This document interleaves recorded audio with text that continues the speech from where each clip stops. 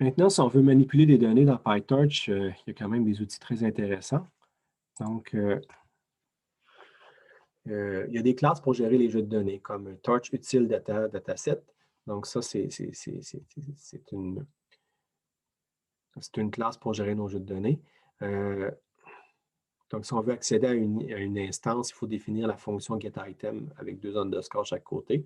Ça, c'est nécessaire de le faire. On doit définir donc on doit aussi définir la fonction length. Et pour charger les données, on va avoir un data loader. En faisant ça, c'est qu'on va définir un objet qui peut gérer certains jeux de données spécifiques. Si on a des données d'une structure particulière, on peut définir notre propre classe qui va hériter de ça, puis qui va implémenter ces méthodes-là. Et après ça, bien, ça va être possible de les gérer. Puis on peut avoir aussi ce qu'on appelle un data loader. Puis ça, c'est très pratique lorsqu'on doit gérer des gros jeux de données qui ne peuvent pas rester entièrement en mémoire vive.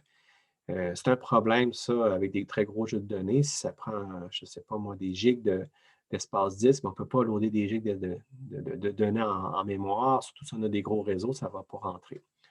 Donc, le data loader permet de faire des lectures, il permet de lire des données à la volée, donc d'en lire lorsqu'on en a besoin, de les traiter, puis après ça, de les retirer de la mémoire, puis de lire des nouvelles données.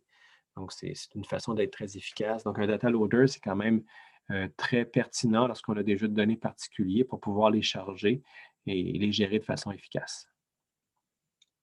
Dans le fond, un data loader, c'est une espèce d'itérateur Python.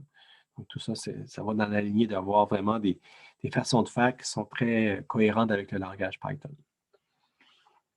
Si on veut manipuler des images, c'est quand même assez fréquent avec les réseaux à convolution. Et on peut faire appel au sous-package Torch Vision qui implémente plusieurs fonctions utiles en vision numérique et en traitement d'images.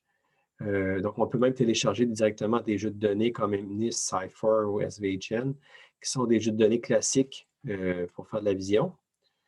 Puis, on a aussi des outils pour faire de la lecture d'images qui sont dans des dossiers, parce que souvent, on ne va pas faire un gros fichier avec toutes les images. Ce n'est pas efficace, ce n'est pas comme ça qu'on conserve les images. Généralement, chaque image est un fichier distinct. Donc là, ce qu'on peut faire, c'est qu'on peut créer des jeux de données qui sont des répertoires d'images. Donc, chaque image dans le répertoire correspond à une instance qu'on va traiter avec notre réseau de neurones en convolution. Puis, on peut appliquer des transformations. Donc, il y a des transformations disponibles dans le sous-module Transforms de Torch Vision.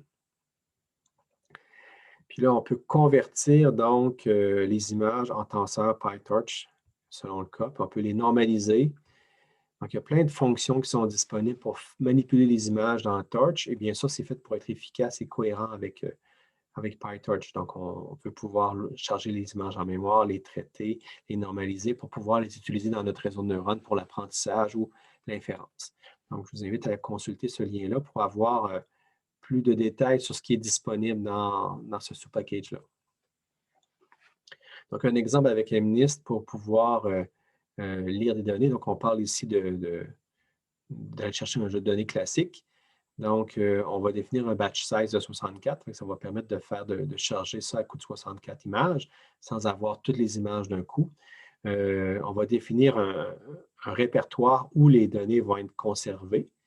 Donc, ici, la fonction train test MNIST, donc cette fonction-là ici, ce qu'elle a d'intéressant, c'est qu'elle permet de télécharger. Donc, si les données ne sont pas encore téléchargées dans Path2Data, il va les télécharger. Donc, on va aller chercher sur Internet, puis une fois qu'ils vont être téléchargés, ils vont être stockés localement. Puis à partir de là, bien, on va avoir la capacité de lire les données d'entraînement de MNIST sans trop de problèmes. Puis on peut créer un data loader qui est basé sur ce jeu d'entraînement-là. Donc, on va lui préciser le batch size.